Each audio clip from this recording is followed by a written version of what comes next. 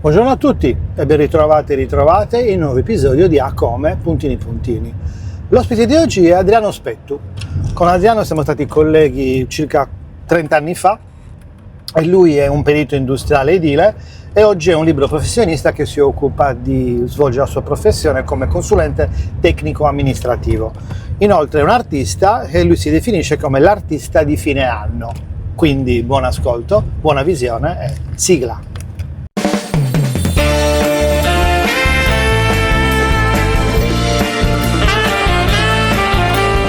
Come Puntini Puntini, un podcast ideato e condotto da Francesco Congio.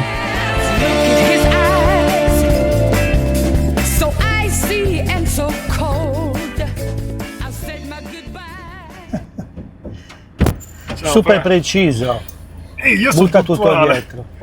Butta tutto dietro. Ok. Tu sei sempre puntuale. Oh, quello sì, perlomeno cerco. Appartieni alla Come stai? generazione dei puntuali, eh? Generazione dei puntuali, poi ti racconto la mia puntualità com'è. Come va? Vabbè. Benissimo. Beh, sempre bene. sempre. Quando rispondo come stai? Benissimo, una bugia colossale. Sì, effettivamente è una sorta di mantra. Devi sempre dire sempre Una sorta di mantra, cioè mantra. sto bene, Mantra. bene, bene. Bene. Anche perché perlomeno io ho sempre visto le cose in maniera positiva, Bravo. anche perché il negativo c'è mia moglie che è un po' pessimista, quindi ci compensiamo. Guarda che siamo già in rec, caro mio. Guarda che li ho visti Io non tutte. taglio, io non taglio. Ciao a tutti. Le hai viste tutte? Guarda che li ho visti tutte. Porca miseria, cioè 45 te sei visto. 45. Ma va. Oh, lo sai Sei il mio miglior spettatore. ma io sono un osservatore della nascita. Grazie. Sempre così. A parte che apprezzo sempre il tuo lavoro. Vabbè. Cioè, a parte quello, Però adesso- evitiamo i complimenti. perché No, tanto evitiamo ci perché diciamo. sono superflui per certi versi, perché ce li facciamo a vicenda, a prescindere che ti ho presentato e ho detto eravamo colleghi 30 anni fa. Te ne sei dimenticato tu? No, 30 anni fa, 29. forse un po' di no, perché 30, compio 30 anni da dove mai prelevato. Ho capito, ma Perché quello 97. 30 anni Ah, di giusto. gestione. No, 90, Nel 96 tu hai iniziato come si dice? 97 ho iniziato. Io ho Nel fatto- 2000 ho finito. Io sono arrivato subito dopo, 90, e anche io nel 2000. Ah, e là 26 anni. 26 anni, 26. però non cambia. Cioè, Non cambia un cazzo. Non Siamo sempre non è lì. che siamo messi Nulla. cazzo in- Quindi siamo stati colleghi, poi dopo io sono andato via, tu sei rimasto un po' di più di me. Io sono andato via a gennaio più o meno del 2000, cambio dell'euro.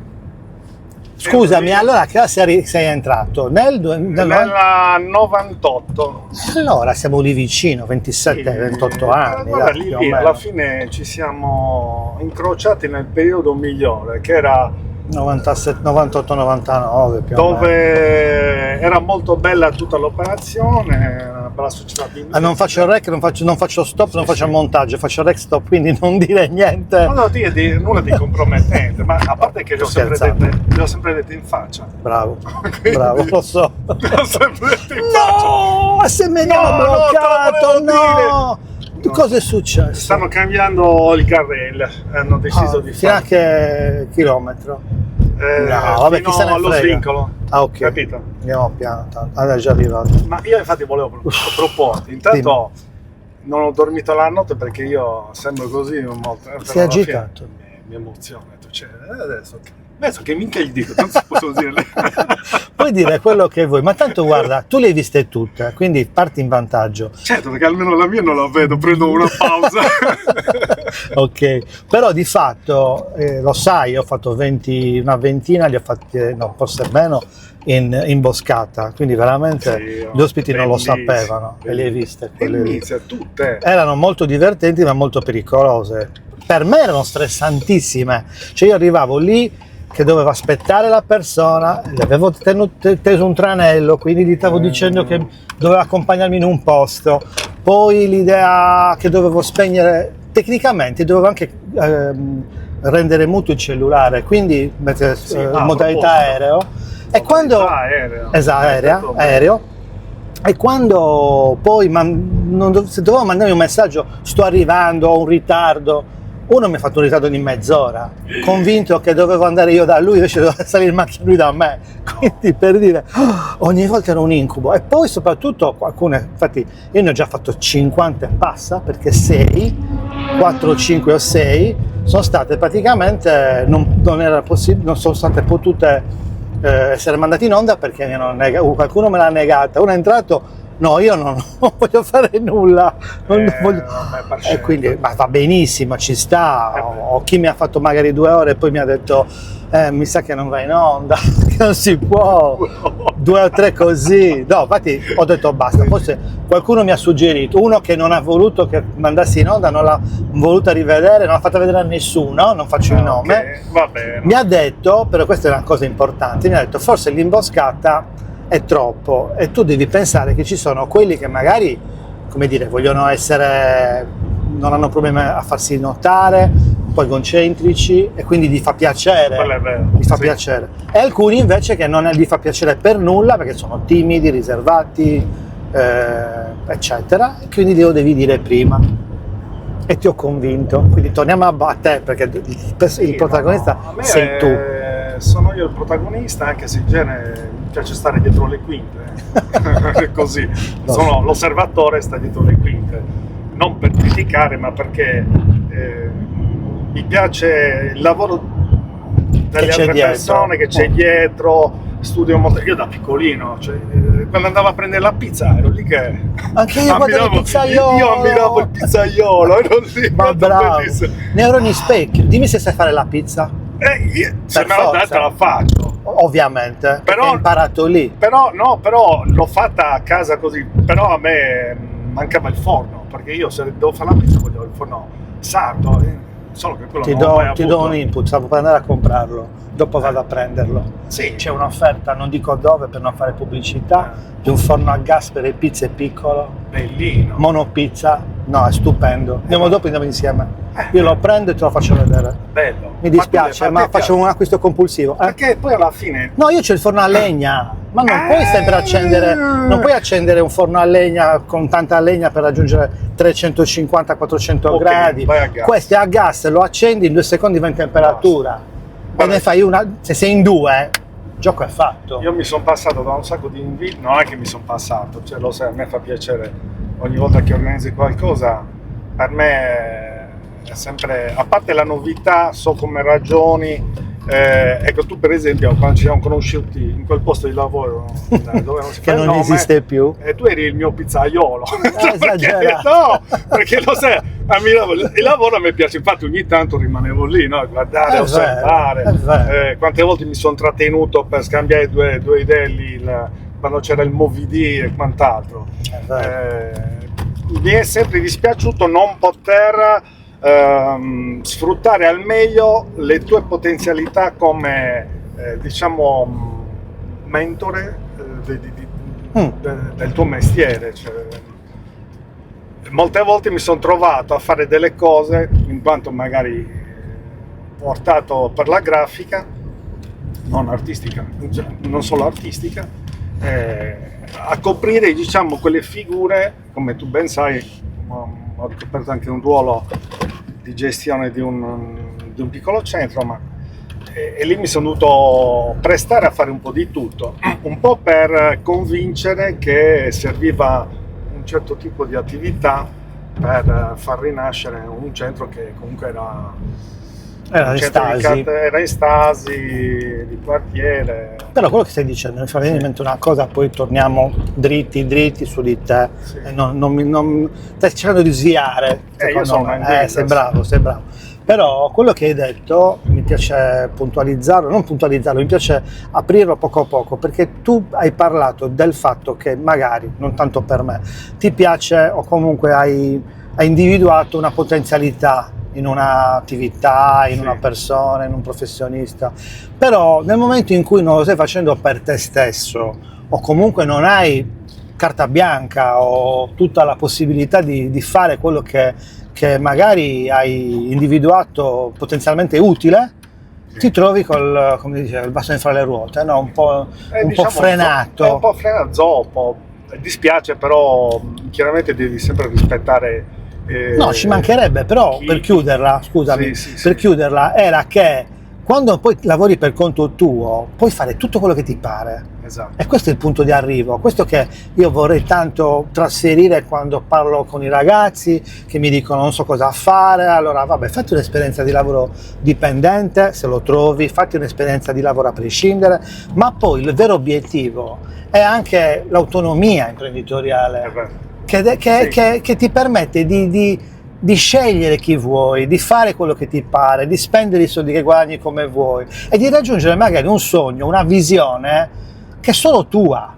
Esatto. Tu adesso sei libero professionista? Io sono libero professionista e dipendente di una società di ingegneria che diciamo... Quindi hai cambiato un po' il tuo lavoro oppure dove ti ho lasciato non a 30 anni, 26 ma 10 anni fa? Allora, ci siamo lasciati, e io ho lasciato perché chiaramente avevo già... non sono un mago per capire certe dinamiche, quindi appena ho trovato l'occasione, tra l'altro un suo collega che mi ha dato l'assist e sono balzato dentro i cantieri della raffineria, quindi con una società di ingegneria di progettazione industriale di dettaglio, progettazione di dettaglio, quindi si tratta di piping e tubazione, quindi l'idraulico mi ha visto dal Mario Bros, la pipeline, esatto, la pista tubi e via. E poi le carpenterie, perché lì si tratta di poca edilizia, per quanto io sia un perito edile, però mi sono prestato a fare qualche pratica edile insieme a qualche collega, perché sono veramente minime. La maggior parte sono pipeline, lavori elettrostrumentali, macchine, perché lì è un impianto industriale. E lì mi sono trovato a dovermi reinventare, perché comunque una delle cose che sapevo fare è disegnare. Ecco, fermati, io ti ho presentato. No, ti ho presentato perché questa cosa che tu mi hai detto tempo fa me la sono ricordata. Mi hai detto che sei un artista di fine anno, ma che cavolo vuol dire? Ah, bellissimo, di fine anno. Vabbè, però sull'artista... Ti spiego, che poi dietro... Allora, la nostra vita poi alla fine... Tornando all'ultima intervista che ho visto, del ragazzo che lavora sul filo. Ah, è vero, l'ultima, la penultima. L'ultima. È l'ultima che è andata in onda. E la nostra vita Cenzo è tutto... Cocca, che è un Cenzo artista. Cocca. Ma hai visto le cose che fa? No, le devo vedere, non ho avuto il tempo. C'è il link. Ti spiego, io li ascolti come? Li ascolto. Dove le ascolti? In macchina? In macchina, perché faccio mezz'ora andata, mezz'ora ritorno, o altrimenti ultimamente mi sto riabilitando, ho un ginocchio scassato, perché sono quindi anche camminando. Un atleta e sto camminando al Poeto, quindi faccio un'ora e mezza la mattina presto. Bravo. Mi sono sentito lui. Ma che meraviglia. Bellissimo. Che poi anche quello è un altro modo. Comunque, tornando al discorso artistico, che io ho sempre sottovalutato è stato già ripetuto mille volte, perché ma tu da bambino disegnavi? Sì, molto. Disegnavo, però non ho mai espresso questa cosa, perché tutti gli insegnanti dalle elementari, ma che bravo, che poi che bravo, io dico, ma che bravo, che bravo, è normale, che bravo, e poi? Perché io ho papà geometra, e quindi da buon osservatore, io da piccolino non è che costruivo, giocavo con le cose pronte, me ne facevo io i casseri e costruivo le casette in fango. Che bello! E quindi avevo già la modellazione. E in più cosa succedeva? Che poi ho scoperto, perché io ho iniziato a disegnare con la matita, HB.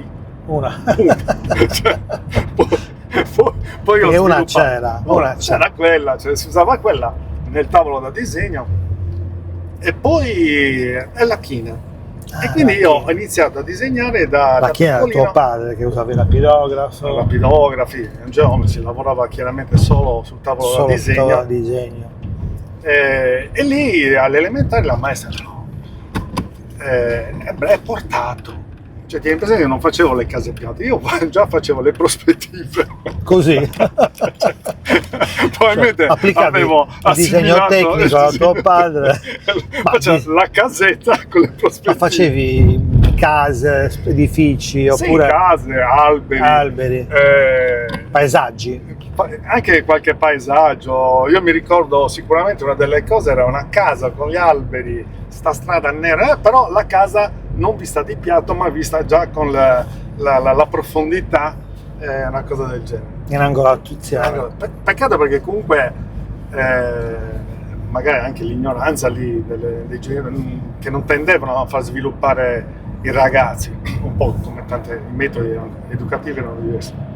Mia madre dice, sì, lo sappiamo che è bravo. Così. Io quindi non ho mai preso sul serio questa cosa. Ma da grande quindi, io ho visto le cose che hai fatto, quando hai iniziato a fare quella roba lì, che poi mettiamo dei link così potete anche sì. vederli. Sì, che poi io non ho sito, ho messo qualcosa, sono a social. Ah, non c'è nulla? No, non c'è un sito, non l'ho mai fatto, c'è qualcosa su Instagram di un personaggio. Puoi dirlo il personaggio? Sì, il personaggio è un cinghiale che è nato nel 2000. C'ha già 26 anni. Sì, Anziano. Anche lì c'è un'altra storia, perché no, quello è nato nel 2000, un po' c'è stata una disavventura, perché è nato proprio per una campagna, è un cinghialetto, il primo nome che gli era stato dato era Tommasino, ed era un personaggio guida dell'assessorato all'ambiente per il parco di San Gregorio, che era Sincantu. Un amico che tra l'altro... E chi l'ha chiamato Tommasino? Tommasino, d'accordo, perché era praticamente il nome di un usciere simpatico. Ma dai, un cinghiale. Era stato proposto a questo amico giornalista, che tuttora lui fa il giornalista. Ci conosciamo perché abbiamo fatto scuola scout, di conseguenza... Sei scout? Scout, sì. Wow! Ho fatto solo l'esploratore, però devo dire che... Ti è servito, ti è servito tantissimo.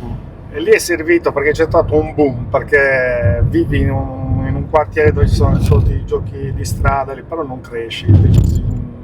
Lo scoutismo è stato un qualcosa che ha messo, cioè mi ha permesso di sviluppare. Sono dimenticato il microfono, ma sono rincoglionito male oggi. Meno male. Cioè mi hai veramente distratto tanto. Prova. No, magari ti sentivo uguale. Poi dicevo, non hai il microfono, è qui. Guai che è partita. Non ho registrato nulla. Ti ho distratto, perfetto. Lo rifacciamo. Sì, dai. Ciao, andiamo, buongiorno. Allora, non faccio il rec. Partiamo da quando sei nato, 1970. 70. Ah, vuoi partire da lì? Il giorno del scudetto del Cagliari. Certo, scudetto del Cagliari. Maggio sono un toro. È a giugno allo scudetto. No, a giugno lo scudetto. Penso sia maggio, io sono nato a maggio, 9 maggio, sì, nel 70. Sono figlio unico, fratelli? No, sono figlio intermedio, un fratello e una sorella quasi coetanea, un anno più grande di me. È un fratello più grande? È un fratello più piccolo, 3 anni più piccolo. Sì. Quindi comunque sei il primo maschio. Il primo maschio, esatto. Primo maschio che è finito, perché chiaramente mia mamma casalinga, mio babbo geometra, che poi geometra secondo lavoro, perché come buona parte dei maschietti e delle donne facevano i sarti, anche mio padre era sarto. Faceva? Il sarto. Il sarto? Sì. Ma stai scherzando? Sì. Come finisce a fare il geometra? Geometra perché e non rimane a fare il sarto? Di origini Quartucciu. Io sono nato a Quartucciu, insieme anche a mia sorella è nata a Quartucciu, gli ultimi che sono nati lì a casa. A casa, sì. C'erano le ostetriche, ci sono 2 ostetriche lì, le allevatrici. No, levatrici. No, la levatrice che le mucche. Sono il toro. Esatto, levatrici. E sei nato a casa? Sono nato a casa, sì. Cavolo. Sì. Tu immagini anche... Ok, di Quartucciu, ma tuo padre si diploma geometra? Si diploma geometra alle Serali perché dopo... Alle Serali, quindi prima fa il sarto? Prima fa il sarto insieme a un gruppo di suoi amici, tra l'altro imprenditori che stanno facendo tutt'altro, hanno rinunciato a quell'attività perché hanno notato che a un certo punto sono iniziati ad uscire i primi abbigliamenti confezionati, industriali. E lì hanno visto la cosiddetta malaparata. Facciamo una cosa, iniziamo a studiare, quindi si è dato da fare, è diventato geometra e lì ha fatto Peccato, non potevano loro mettersi a fare abbigliamento sai che d'atelier quasi, non ci hanno mai pensato. Sai che è una di quelle cose che a me è sempre affascinato. Ma non hai mai parlato con tuo padre di questa possibilità? Cioè no. Tu sei cresciuto che lui era già geometra? Lui era già geometra, sì. Okay. Infatti ero il figlio maschio più grande, la divisione dei compiti in casa era che mia mamma ne teneva 2, mia sorella, quindi la femminuccia, con mio fratello più piccolo, e tu con tuo padre? E io con mio padre, quindi io facevo tutti i cantieri, cioè tutti i cantieri. Quando si portavano ancora i figli, capito? Che non c'era la sicurezza, non c'erano le normative. Cantieri, tipo l'ospedale di Macomer. Ma come entravi? Scarpe da tennis? Con il pantaloncino corto, nessuno ce l'aveva. Almeno le scarpe fatte. Non c'era nessuno. Però c'era il buon senso, probabilmente ci si faceva anche meno male. Stava attenti. Sì. C'erano ancora le impalcature con i chiodi? Impalcature, tubi innocenti. Ah, già tubi innocenti. Lo chiamano tubo giunto. Tubo giunto, ma io ho conosciuto le impalcature in legno. In legno, con i chiodi, e c'era un addetto al raddrizzamento dei chiodi. È vero. Che passava tutto il giorno a raddrizzare i chiodi. È vero. Quella affascinato. È una mansione che facevano praticamente i bambini, i ragazzini, i manovali appena entrati, giusto perché magari non avevano, giusto per coprire il tempo, via. Non sapevano fare altro, non potevano fare altro, no? Vabbè, vai nei cantieri con tuo padre e quindi è lì che inizi in qualche maniera, oppure allora, solo un hobby? No, allora era solo un hobby, allora lì mi sono reso conto, ho iniziato a sviluppare nello scautismo. Nello scautismo ho iniziato... L'hai fatto da piccolo? A che età sei entrato? 13 anni.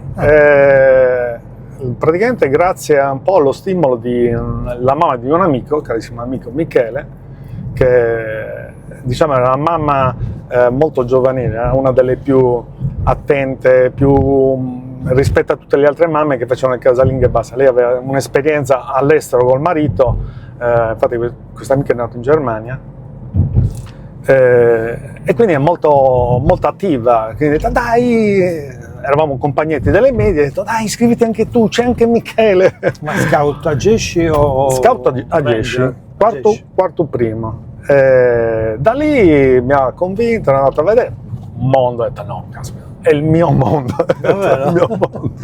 in parte odiato perché apprendevo molto velocemente e quindi ero odiato da chi aveva fatto il corso da luppetto e niente, io un po' sono sempre rimasto un po' per le mie. Che hai preso? Te li ricordi? Mamma mia, tutta? Te ne dico una, Omnia, tu c'è factotum, perché così sono così.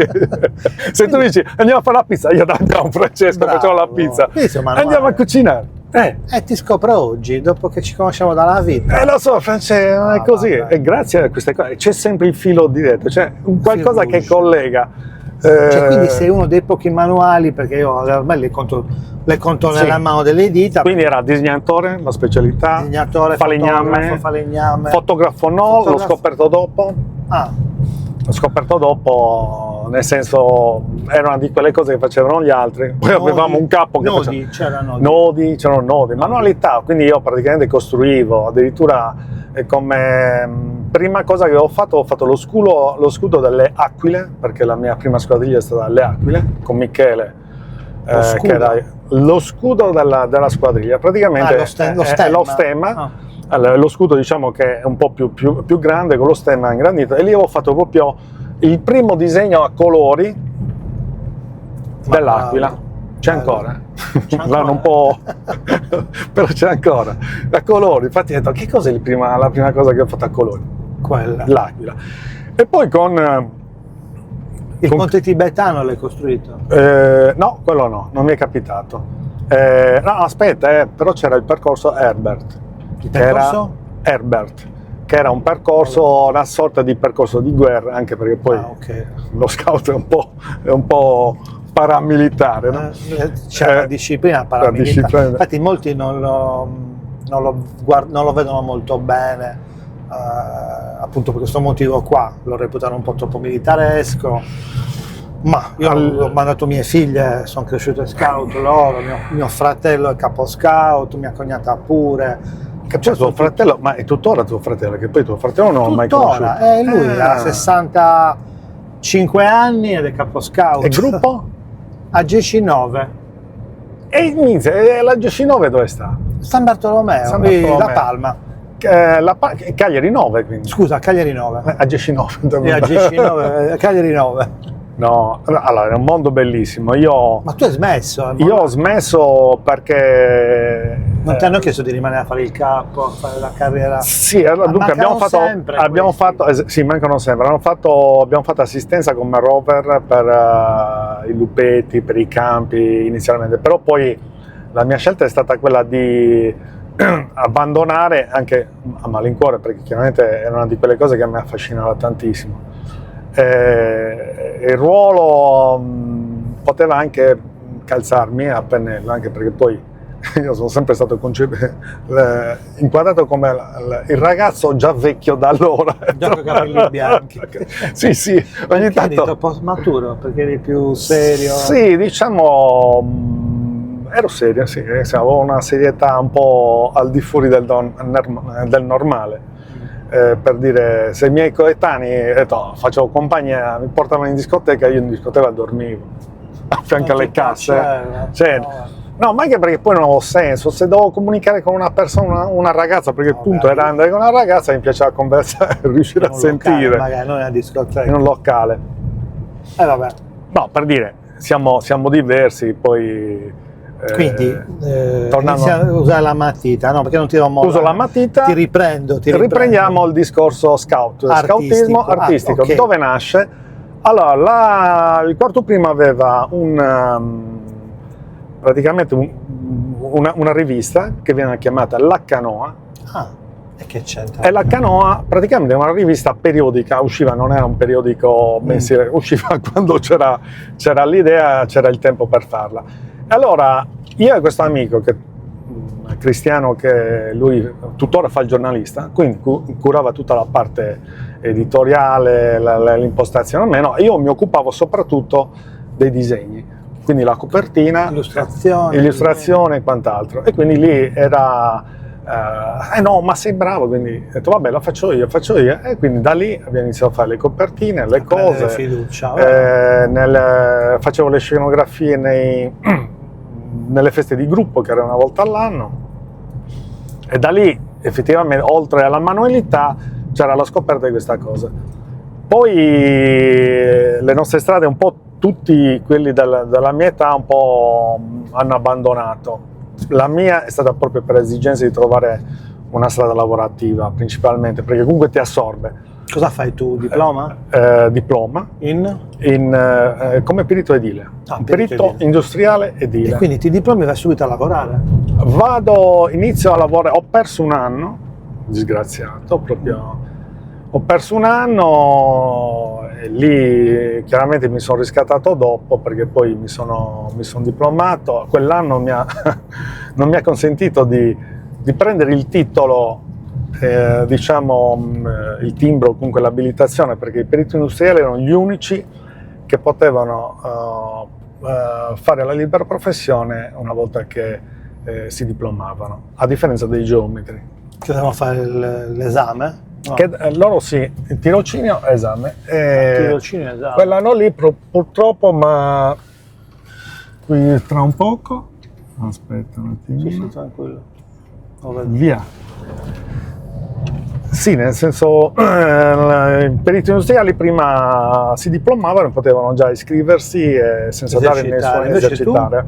Io ho perso un anno, quindi di conseguenza ho dovuto fare 3 anni di tirocinio, perché secondo come lo facevi, dove lo facevi dovevi fare 3 anni. Dove l'hai fatto? L'ho fatto presso uno studio tecnico di un ingegnere di Ghilarza, originario di Ghilarza. Di Ghilarza? Ghilarza, sì. Sei nata lì? Nato lì?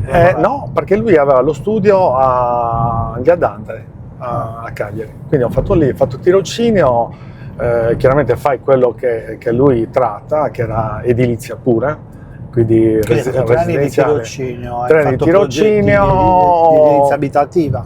Edilizia abitativa, anche se non prettamente residenziale, ho fatto qualche, mi ricordo, il Cottolengo di Abbasanda, sì, esisteva ancora. Cottolengo, per intenderci, per gli anziani, una casa di riposo. Cottolengo per anziani? Sì, per anziani, o così era. Opere pubbliche, quindi? Opere pubbliche, sì, qualche capannone, residenziale, c'era, mi ricordo, lo studio di una residence, ma proprio in collaborazione con qualche architetto. E quindi questa attività artistica tu l'hai continuata? Allora, lì lo sai, ogni tanto usciva fuori, perché molte volte magari facevo qualche bozzetto, e usciva qualche animale. Così, animale? Qualche animale. Hai iniziato a fare animali? Sì, no. Disegnavo principalmente, anche la canoa è fatta, per esempio c'era il tema l'Arca di Noè, e quindi c'è l'Arca di Noè con tutti gli animali dentro. Ma erano già animali un po' fumettati? Fumettati, allora devi sapere che effettivamente ho avuto una contaminazione durante il corso di studi delle superiori in un libro di chimica applicata dove c'era sto demonio di Iacoviti. Ah, Iacoviti, bravo. Iacoviti. E le prime, diciamo, i personaggi per cui molti, anche negli scout mi hanno conosciuto con questa ape. Perché io vedevo, Iacoviti a me piaceva molto, perché comunque c'era l'effetto... gli occhi enormi, la profondità nel disegno, anche grottesco, cioè grottesco, sì, perché comunque accentuate. Ha fatto poi quest'ape che ho detto, povera ape, una bomba esplosione, non è possibile, una pona, perché dicevo deve cambiare. E allora ho fatto la mia ape, che tuttora la disegno così in 348, ho detto un domani creo una storia, perché anche dietro il mondo delle api c'è tanto da raccontare. Povere api che sono maltrattate adesso. Nel percorso degli scout cosa è successo? Che ho iniziato a fare, c'era il papà di un amico che era un primario di diabetologia di Cagliari, dottor Manai, che praticamente mi ha chiesto per i suoi, faceva questi simposi dell'alimentazione corretta. Voleva delle storie, dei disegni. Voleva dei disegni. Delle tavole, esatto. E quindi lui doveva per dire, fa bene il miele, qua là. E quindi ho fatto questo alveare a forma di Sardegna, stile Iacoviti, con le api che uscivano lì, mezza mano morta, perché Iacoviti che salamini. Iacoviti, meraviglioso. E infatti c'è qualche salamino così, chiaramente reinterpretati da me, ma l'ape è quella proprio che ho snellito, perché lui la faceva veramente goffa, era questa cosa enorme, col naso lungo, pronunciato. Ma ricordo l'ape. Che poi successivamente, chiaramente che non c'era più praticità nel recuperare i disegni di Iacoviti, c'era il Kamasultra, c'erano i diari, c'è di tutto a fare. Iacoviti ha spaziato, secondo me, è andato dal fumetto adolescenziale fino a quello più maturo, ma... E da lì ho iniziato a fare, a parte qualche, ho fatto forse le prime caricature, e che le mie caricature erano praticamente il viso molto somigliante, e poi giocavo sul corpo, quindi si accentuavi le forme, o comunque il corpo che giocava faceva l'idraulico. Infatti ce n'è uno che era un caposcout. Facevi l'idraulico? C'era un caposcout che faceva l'idraulico, quindi l'ho disegnato come con l'idraulico, petto nudo, il classico idraulico, con la pettorina, esatto, i tubi che uscivano da una parte dall'altra, così bellissimo, e c'era tutta l'acqua che gli usciva dalle orecchie, cose del genere, l'ape che girava intorno, che l'ape poi ti accompagnava sempre. E da lì poi non so quante ne ho fatte per un altro amico lo stesso, meno particolareggiato, ma c'era una somiglianza. Ogni tanto mi capitava di fare qualche disegno. Tra l'altro le caricature, prendevo la fotografia, non mi mettevo a fare i riquadri. Ho scoperto dopo che per fare perlomeno un ritratto, perché comunque devi fare una parvenza di ritratto con le proporzioni, non l'ho mai fatto. Cioè io praticamente prendevo la fotografia, l'occhio... E veniva bene? Che te frega? Cioè, la tecnica a volte una la impara anche, oppure non la impara mai, o la impara dopo. Sì, l'ho fatto dopo. L'ho fatto dopo. Ah, dopo l'hai imparata? Cioè l'hai applicata? L'ho applicata e l'ho ancora parcheggiata perché purtroppo sono il cosiddetto disegnatore pigro. Voglia. No, è che il disegno è uno di quei momenti dove tu ti devi staccare, perché io quando disegno entro in un altro mondo, cioè un altro mondo, un'altra dimensione, e poi molto probabilmente neanche ti stanchi, perché sei lì che vai di notte, continui fino a quando non finisci qualcosa. Quasi sì, perché li fai a step, però. Ma quindi attualmente non stai disegnando più? Allora, attualmente, oltre a queste cose che ho fatto tra l'altro, ragazzi, avevo fatto anche un unico murales nella camera di un amico, che era una sala delle feste, sì, che forse qualcosa ce l'ha ancora, che era sempre uno stile jacovitiano, una luna enorme con le cuffie da DJ, bello, col sorrisone, che poi ho replicato in una scultura in terracotta. Che hai fatto tu? Sì. La scultura in terracotta, anche sculture te ne sa fare. Sai? Come dire, mi capita, mi sembra che sia stato costretto da un'altra entità, no. Cioè ti è arrivata una illuminazione, lo devo fare. Riprendiamo le sculture. Cioè, spiegami se le fai perché le vuoi fare o perché ti arriva un segnale. Perché sono stimolato, perché la sentivo la scultura. Ah, la sentivi. Tornando al discorso del disegno. Il disegno lo sentivi? Il disegno lo sento sempre. A parte il periodo dello scautismo, poi con questo amico che lui faceva la parte editoriale, quindi scriveva i pezzi, poi anche altri, ma lui principalmente. Noi ci occupavamo proprio anche dell'impaginazione.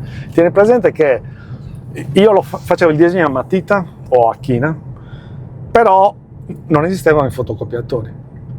No. Cosa c'era? La reprocamera. Ciclostile. Cioè, foglia c'era, e io dovevo, quindi cliché, e dovevo andare a ripassare tutto quanto. Mamma mia. Quindi terrificante. Comunque la fotocopiatrice è stata una delle invenzioni migliori. Perché proprio eravamo giovani, oltre il fax, vabbè.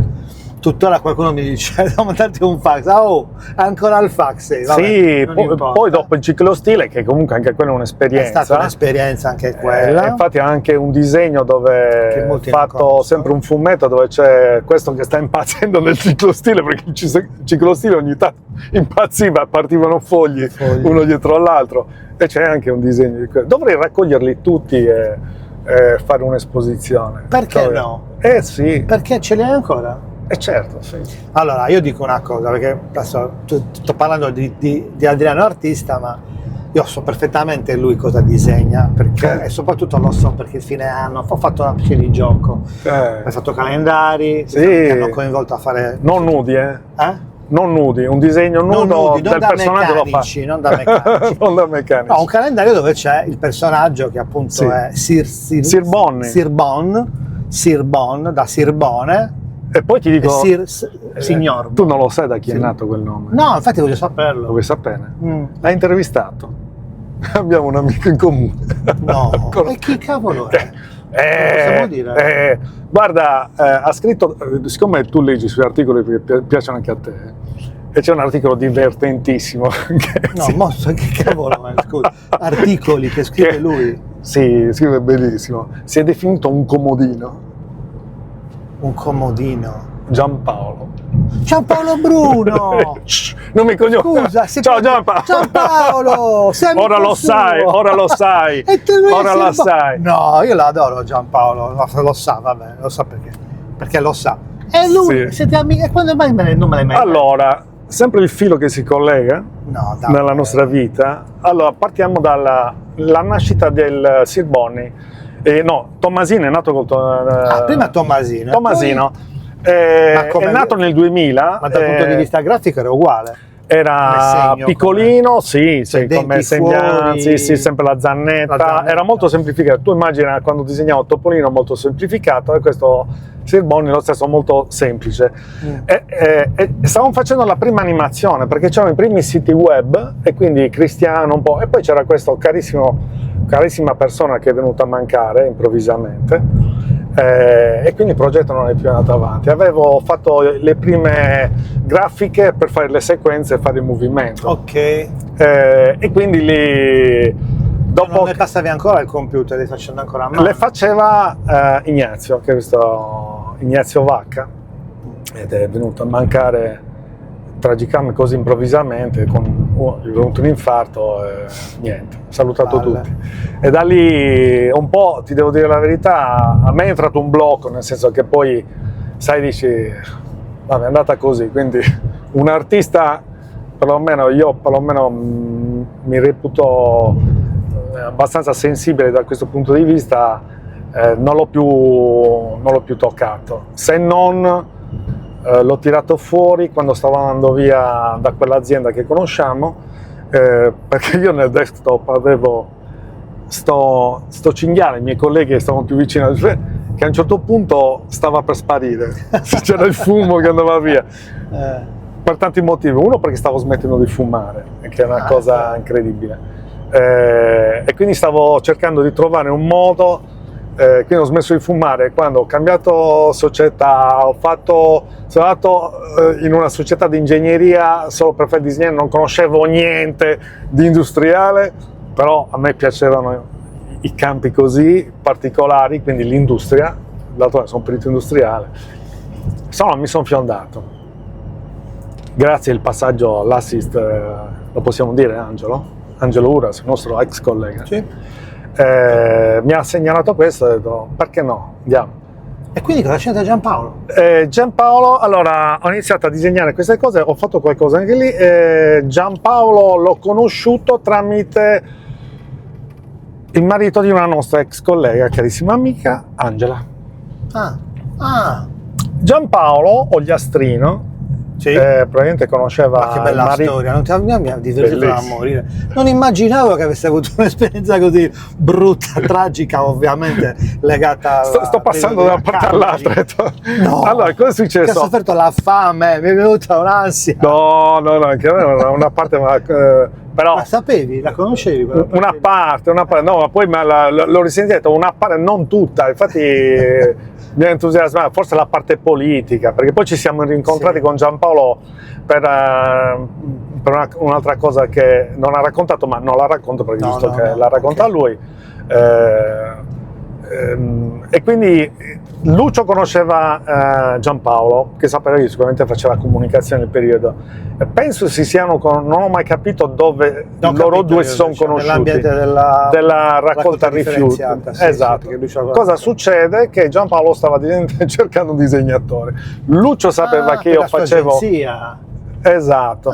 Okay. Un disegnatore, un protagonista che reggesse un pochettino la campagna della raccolta rifiuti. Il tema erano le Olimpiadi e quindi lui mandava lo slogan, fai canestro con la carta lì, allora devo fare il cinghialotto. Hai preso il cinghiale? E il cinghiale è rinato lì e quindi da lì ha detto Sir Bon. Lo chiamiamo Sir Bon, esatto, Sir Bon, perfetto. Allora, tu o lui l'ha detto? Beh, lui, quindi. Wow, genio. Geniale. Forse abbiamo condiviso, comunque è nato lì tra un discorso mio e suo, perché poi sicuramente guarda, è nato. Esatto, le idee non sono tutte solamente di una persona, però c'è influenza, do il merito intanto l'occasione. Io dico Giampaolo, lo ringrazio tanto perché comunque ha risvegliato il cinghiale che c'era in me, il dormiente, e ne è uscito fuori con queste cose. Ti senti molto cinghiale? Beh, io dentro sì, perché sono un animale della natura, perché io sono, se mi dici andiamo qua, ti dico, blocca la macchina che saliamo qua, ti accompagno. In quel senso. E io sai quante volte sono passato con me. Sei un po' selvatico. Molto, mi piace tantissimo. Bello. Nella mia natura. E quindi Sirbon nasce lì e poi diventa un personaggio che io ho visto in tutte le applicazioni. Le applicazioni, tra cui ti avevo chiesto una volta, poi la raccontiamo alla fine, questa ti avevo detto, guarda, lo vorrei registrare. Mamma mia. Ma l'hai mai registrato? Certo. Ah, ok. È che tu mi hai abbandonato, sapevi che sapevo fare quasi tutto, e ti ho detto, ma te lo puoi fare tu? Ah beh, certo, ma quando ti ricordi? mai? Un giorno ti ho chiamato e ho detto, ma ci sei? Non faccio, no, eri impegnato, penso che ti avevo chiamato. Quanto tempo è successo? Penso qualche anno fa, molti anni fa. Prima della registrazione, perché io l'ho registrato l'anno scorso, e quindi probabilmente 1 anno e mezzo fa. Ma in questi casi la registrazione del nome è importante, è legato all'immagine, però il nome Sirbon è talmente carino. Ma è Sirbonni o Bonni?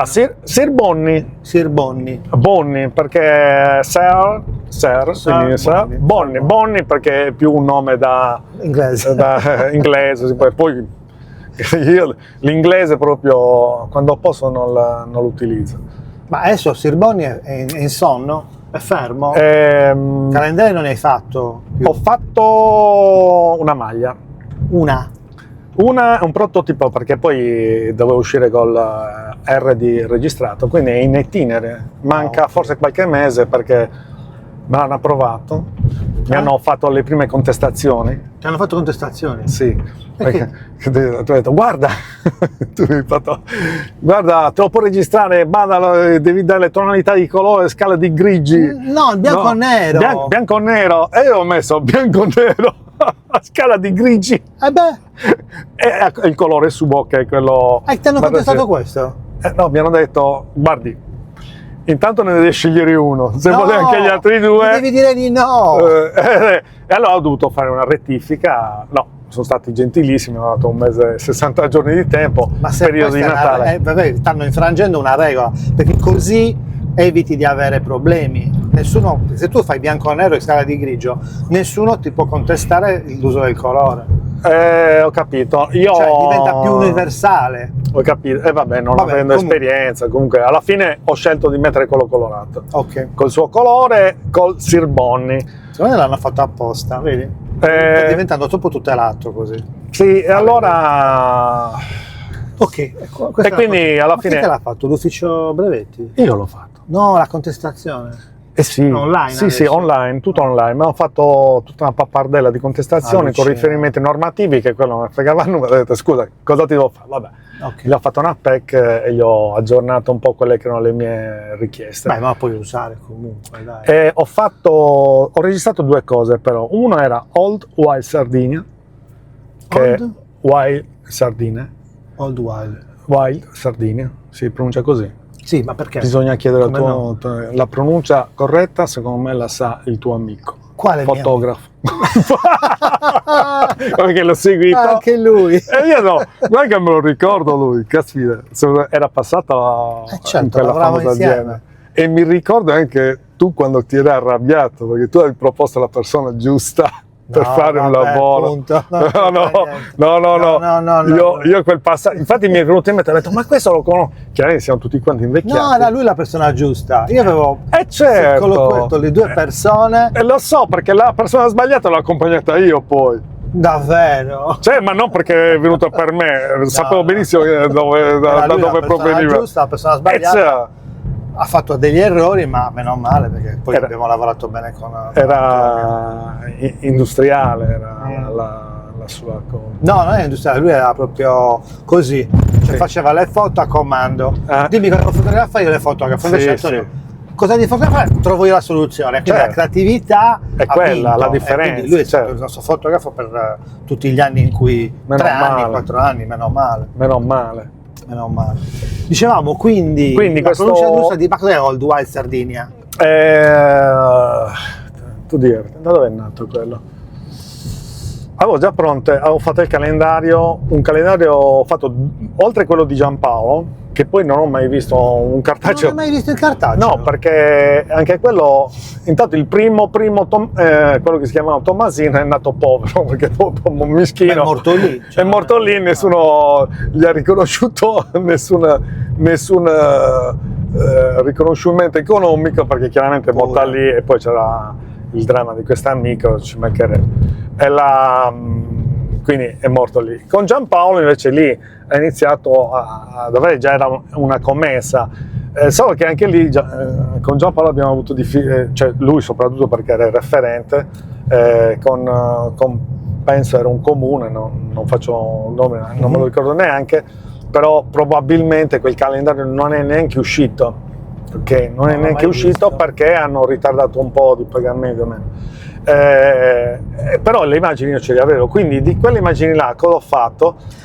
Me lo ricordo. Le ho ritagliate e ho fatto delle magliette, le prime magliette, che quando seguivo poi il centro, il piccolo centro commerciale di Sublano, gli ho fatto alcune stampe, le ho date al fotografo lì del posto e ho detto guarda, se ti interessa, le puoi proporre.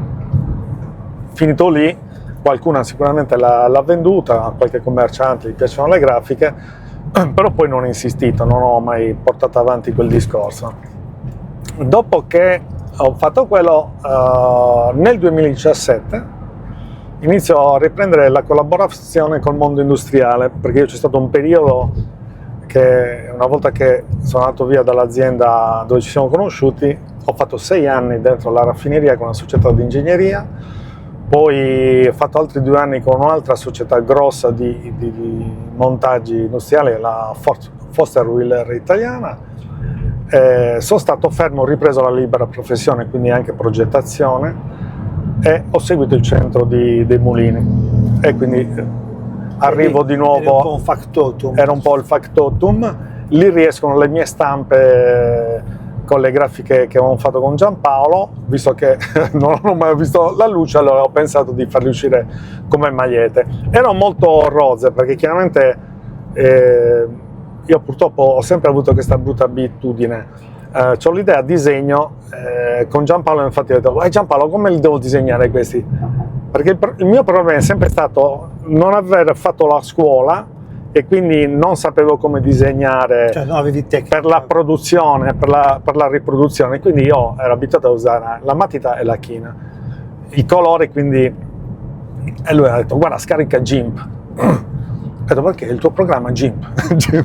Per iniziare a fare direttamente col computer? Sì, era col computer. Ho preso una tavoletta grafica proprio le più rustiche e ho disegnato anche con sensibilità zero. Infatti quei disegni si vedono, sono molto non sono delle linee dritte, sono imperfette, però ti dà l'idea. Dopodiché il cinghiale come è riapparso quando ho iniziato a lavorare con una società di ingegneria. Sempre ho avuto una segnalazione da parte di un mio ex collega per lavorare con questi ragazzi della SESA, che sono praticamente SESA. La SESA? Sì. La SESA è una società di ingegneria di ragazzi prettamente giovani, il 50% sardana, grandi lavoratori, e con cui mi sono trovato bene. E poi l'aggancio è stato una vecchia conoscenza di mio fratello, che è Tony, che mi ha, diciamo, proposto di riprendere l'attività nell'industria, ed è stato lui che in qualche modo è venuto a conoscenza di questo animale, questo cinghiale. E cosa ha fatto? Lì mi sono sentito un po' in imbarazzo, perché mi ha proposto di fare il calendario per l'azienda, perché questi ragazzi, intanto apprezzo il fatto che ti coinvolgano in tutto e per tutto, sono 3 soci e coinvolgono tutta la squadra. Poi chiaramente ci sono momenti in cui ci si diverte, si fanno anche delle cose conviviali, ci sono momenti duri, ti devo dire che molte volte un po', perché comunque devi lavorare sempre in emergenza.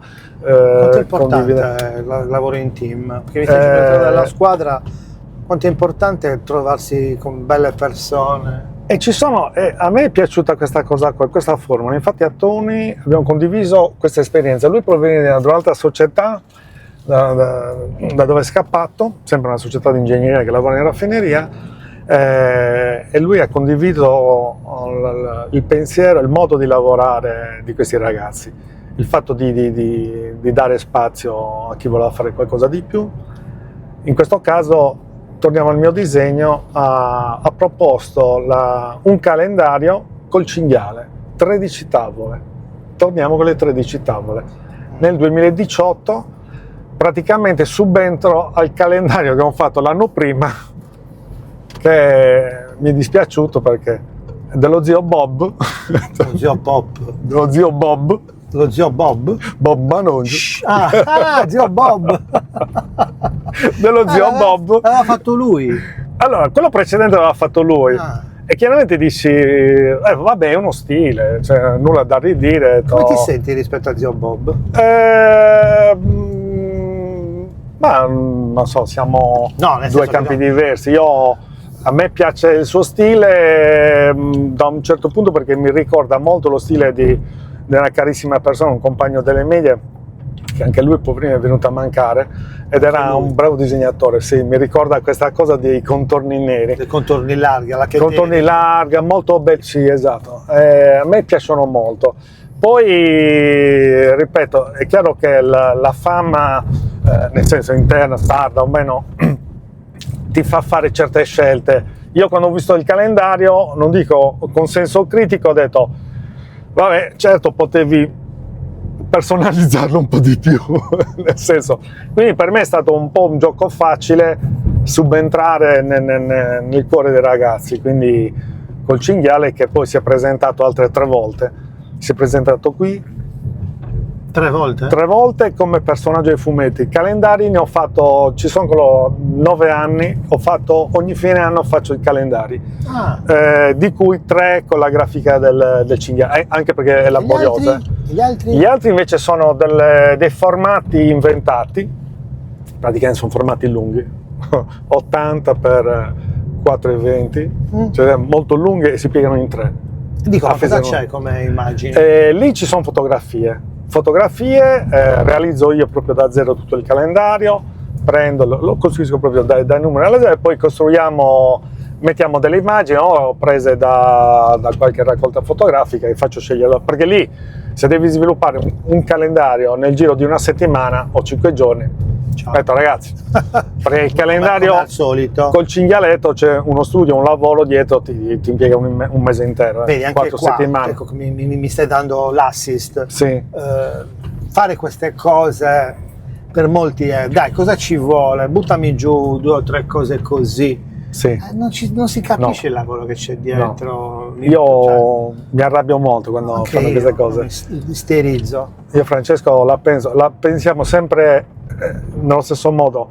Quando uno mi dice, no, ma quello me l'ha fatto, anche nei progetti, quando c'è il piano casa, ma quello mi ha fatto, allora che viene a disturbare me, vai, fatelo fare da lui. Dammi anche il numero di telefono, ma che lo faccio anche il mio, cioè, quello del mio amico e quell'altro. Sicuramente era battuta, perché a quel prezzo, a parte il prezzo, la velocità. Cioè, come fai a fare una cosa così, che sia quella che hai detto o altre? Cioè, per ogni cosa ci vuole il suo tempo. Poi è vero che nella creatività può subentrare l'idea, l'idea veloce, ma è un caso, è fortuna, è energia, è coincidenza, che trovi subito una soluzione, intendo, no? Sì. Però veramente, cioè, a livello generale è considerato tutto ciò che c'è dietro la creatività come una cosa che possono fare tutti. Non è vero. Ci vuole esperienza, ci vuole tecnica, ci vuole metodo, ci vogliono tante cose.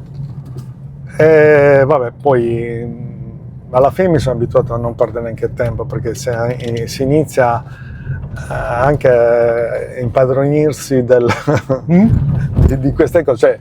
Cioè, se io sono un artista, o comunque sono un professionista in genere, ti affidi a me, c'è un rapporto di fiducia. Esatto, c'è un rapporto di fiducia, comunque c'è un'aspettativa reciproca. Se viene a mancare quello, è inutile che io sia là. Se io dovessi, non lo farò mai, il politico, se finisce il rapporto di fiducia, ragazzi, non c'è niente. Infatti dico, io che ho fatto anche un'attività che non ho raccontato, ma è quella anche dall'amministratore di condominio. Ah, pure? Beh sì. Mi mancava questo. Dove sei venuto a prendermi quello, quest'anno sede faccio di- 30 anni.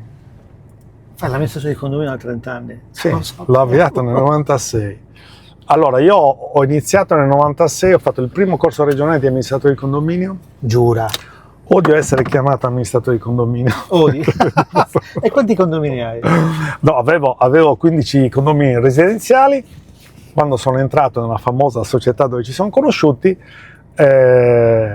ho lasciato, perché Non ce la facevi più, è impegnano. e poi proprio sono fatto male, nel senso che io le cose, se le faccio bene, quindi siccome le giornate sono fatte di 24 ore, è inutile fare Troppa la persona che vuole fare troppa roba, poi la fai male giusto perché vuoi incassare niente. Preferisco darlo ad altri, come ho sempre fatto nel lavoro. Quindi hai smesso? Ho smesso, ho tenuto i commerciali, quindi io gestisco quello di Newton da 30 anni, festeggiamo Auguri. 30 anni, cercando di farlo nel miglior modo possibile, come anche la proposta della proprietà, che ringrazio sempre, che mi ha proposto di seguire i mulini.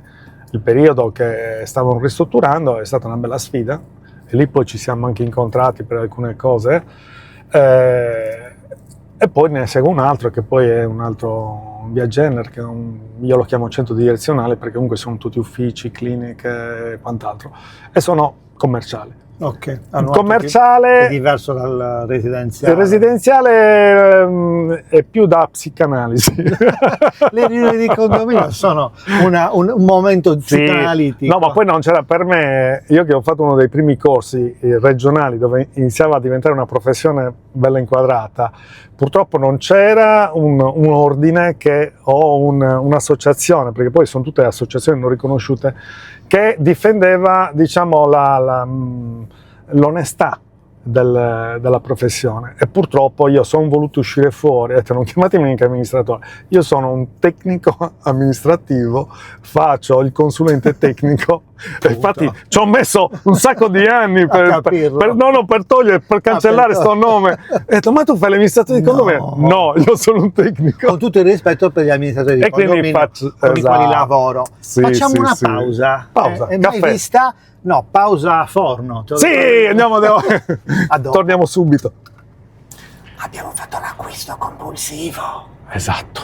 Ma bello. Poi ve lo diciamo la prossima volta. Qualcuno mi dirà che non dovevo, però pazienza. Ascolta, se metti il banco mi metto lì. Ti osservo. Allora, abbiamo quasi chiuso perché erano 50 rotti minuti, caro mio, Sì. Quindi siamo arrivati al dunque. Al dunque. Tu che le hai viste tutte, Io le ho viste tutte. come? Come? Io ce l'ho già. Ammirazione. Ma dai. Sì. Io sono... Dai. L'ammirazione Tu ammiri? ammiro tantissimo le Brava, cose, cioè proprio brava. E cosa ammiri? Natura? Sarei potuto la natura, avrei potuto dirti anche albero, perché l'albero rappresenta la natura, sì. L'albero rappresenta la natura ed è una delle cose che, cioè, io senza, è un modo per rigenerarsi. Bello. Ma perché ammiri? Perché hai scelto? Tu che avevi cioè hai avuto tutto il tempo per pensarci. Sì. Hai visto tutte le puntate, gli episodi e arrivi ad ammirazione. Ammirazione, perché A cosa è legata questa parola? la parola, perché un po' anche come il pizzaiolo, io ammiro il lavoro degli Tu già altri. ammiravi quando guardavi il pizzaiolo da piccolino? Sì. Io sono un osservatore, quindi in un certo senso il fatto di apprezzare la vita, apprezzare tutto ciò che ci circonda, tutte le stagioni, che piove, le apprezzo sempre, ecco perché. Come apprezzo. Come apprezzo, sì, come apprezzo. No, senza apprezzo. Senza apprezzo. Apprezzare nel Apprezzare, senso quindi di darne valore. come, sì, e apprezzo veramente tutto, perché ci possono essere nella vita momenti difficili, che abbiamo conosciuto un po' tutti, tu in prima persona, lo stesso, io nel mio percorso chiaramente evito di parlare delle cose perché altrimenti passeremo una puntata a parlare delle disgrazie, perché altrimenti ci contiamo le ferite, guarda lì. Ma le abbiamo tutti. Abbiamo tutti. Questo è un momento, questa ora passata insieme, che poi è volata come al solito. Leggera. Come tutte quelle che ho fatto. Servono, a mio parere, uno per conoscersi un po' meglio, ma a volte anche per conoscerci, punto, perché ne ho conosciuto diverse di persone, ma poi veramente per parlare di qualcosa che spesso non si fa, Sì. che ovviamente possono anche essere, non dico tragedie, ma cose spiacevoli, ma perché quelle ci sono, ma parlare delle cose belle perché ci sono anche loro, parlare punto, scambiare Sì. punto. Ma un giorno magari ti fa le puntate sarebbe carino veramente capire quali sono le milestone, le chiamo in inglese, le milestone. I punti, i traguardi che poi ti hanno portato lì a questo, al tuo mestiere, a quello che fai. Tra l'altro bello, mi era sempre rimasto in mente lo slogan che avevi fatto per un po' motivare anche eventualmente delle collaborazioni. Tu sei ciò che fai. Ah, più sei più fai. Anche quello poi c'è. Era più sei più sei, più sei più sai, più fai più sei. Vabbè, fai più sei. Però tu sei ciò che fai. Non è solo mio. Tu sei ciò che fai. Ma se ciò che fai ti fa anche essere qualcosa di diverso che non ti aspettavi prima.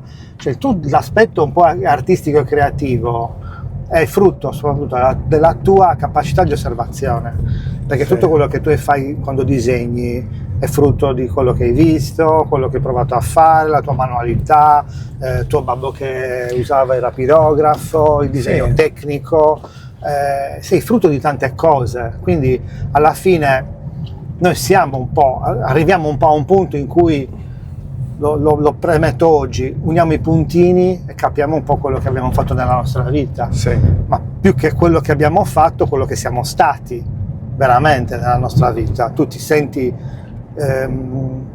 parola semplice, felice? Sì. Perché? Sì, perché comunque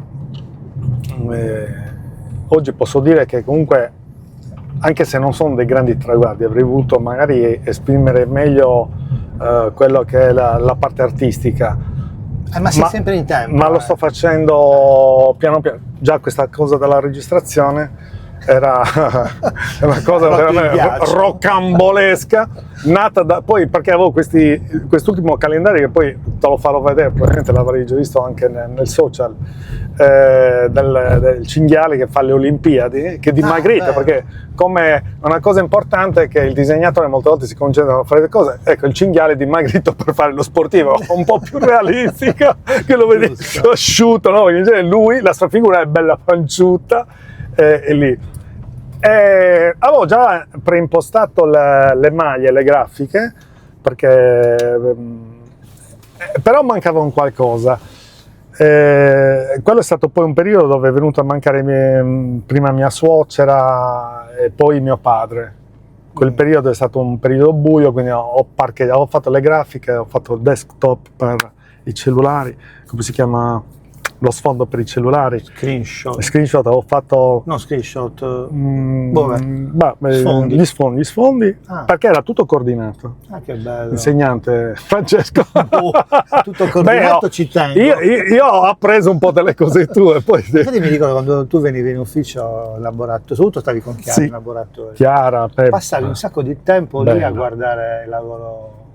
Non capivo perché. Ammirazione. Adesso lo capisco. Ammirazione. Vedi, non ti conoscevo, non sapevo che avessi... A me piace. Bello. Io avrei voluto fare, tu immagini, nel mio percorso, nessuno me l'ha chiesto, avrei voluto fare anche il muratore. Perché?